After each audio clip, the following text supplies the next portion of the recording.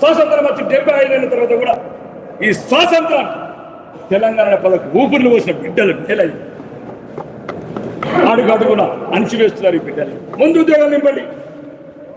కాకతీయాన్ని వేల కోట్లు కొడుతుంది, భగీరథాన్ని వేల కోట్లు కొడుతుంది, కాళేశ్వరాన్ని వేల కోట్లు కొడుతుంది. ఇవన్నీ దాంట్లో ముందేమో మైకి పట్టుకోవాలి. రేవంత్ రెడ్డి అవి తీస్తా, పేగులు తీస్తా, గుండెలు వేసుకుంటా, వారాన్ని తీస్తా, వీడని తీస్తా, ఎటువైనా పెట్టినావా? మళ్ళా వెనుక చీకటి రూమ్లలో బాక్సులు రావటం, బెదిరించడం.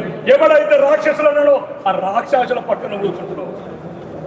10 ఏళ్ళ రాజరిక పరిపాలన, దొరల పరిపాలన దోసుకుందన్నా అని నువ్వే అన్నావు. మరి ఆదాయం ఎట్లా తీసుకుపోతున్నావు? నీ పక్కన ఎట్లా కూర్చోబెట్టుకుంటున్నావు? మళ్ళా తెలంగాణ ప్రజలు మళ్ళా దోపిడీ చేస్తున్నావు. ఈ తెలంగాణ తెచ్చుకున్న కిందకే నవరా దొరికినోడు దొరికినట్టు దోచుకుంటుందుకు మా కవులు రాసినట్టు. ఇదేరా మా కర్మ. ఏదో ఒక్కరోజు మా జాతిని మేల్కొల్పుతాం, మా యువతని మేల్కొల్పుతాం, గ్రామాలున్న పేదలను మేల్కొల్పుతాం. తిండికి ఏడిపిస్తున్నారు, గుడ్డకి ఏడిపిస్తున్నారు. చెప్పురా, ఒక్క రేషన్ కార్డు ఇచ్చినావు?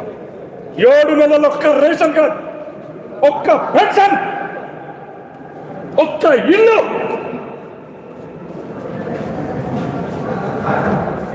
జాతిని మేల్కొల్పుతాం, పేదలను మేల్కొల్పుతాం, మహిళలను మేల్కొల్పుతాం, రైతులను మేల్కొల్పుతాం. దొరల రాజ్యం పోయి రెడ్డి రాజుల రాజ్యం వచ్చింది. అడిగేటోడు లేడు. మళ్ళా యూనిఫామ్లను పంపిస్తారా యూనివర్సిటీలకు? అప్పుడు గుడ్డలు ఇప్పి ఆడబిడ్డలది, ఇప్పుడు మళ్ళా గొల్లు వాళ్ళు కొడతారా? ఇదారా న్యాయం, ఇదారా నీతి, ఇదారా కృతజ్ఞత? ఉస్మానియా యూనివర్సిటీ మీద ఇదారా మీకున్న అభిప్రాయం? ఇది వీరులంకన్న నేలనా? జాతి గురించి సచ్చిన నేల ఇది. ఇలాంటి వాళ్ళు వస్తారు పోతారు. ఉస్మానియా యూనివర్సిటీ గడ్డ, ఈ ధైర్యం, ఈ గాలి ఇక్కడ నిరంతరం పెరుగుతూనే ఉంటుంది, సాగుతూనే ఉంటుంది. పేద ప్రజల పరిరక్షణ పోరాడుతున్నాం. ఒకటి సార్, ఏంటి అని అంటే ఇక్కడికి వచ్చి ఏదైనా వాళ్ళు నిరసన తెలుపుతున్నా కూడా ఎట్లా అంటే పోలీసులు వచ్చి వాళ్ళని వేసుకొని వెళ్ళిపోతున్నారు. అంటే వాళ్ళు అడిగిన 3 సార్లు ఎత్తుకపోయారు అన్న. 3 సార్లు ఎత్తుకుపోయారు కదా. ఇక ఒకటేనమ్మా, ఫస్ట్ ఇక్కడున్న ఉస్మానియా యూనివర్సిటీ యువత ఒక్కటి కావాలి. ఎవ్వడు కూడా నా కొడుకు ఒక్కడు కూడా ఇంటికి అవికలేదు.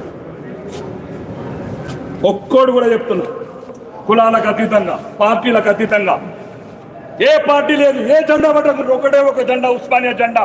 నేపాల్లో ఎట్లా ప్రచండ ప్రధానమంత్రి అయిందో ఉస్మానియా యూనివర్సిటీ తెలంగాణ ముఖ్యమంత్రి అవుతాడు. చూడండి, మాట్లాడుకున్నా.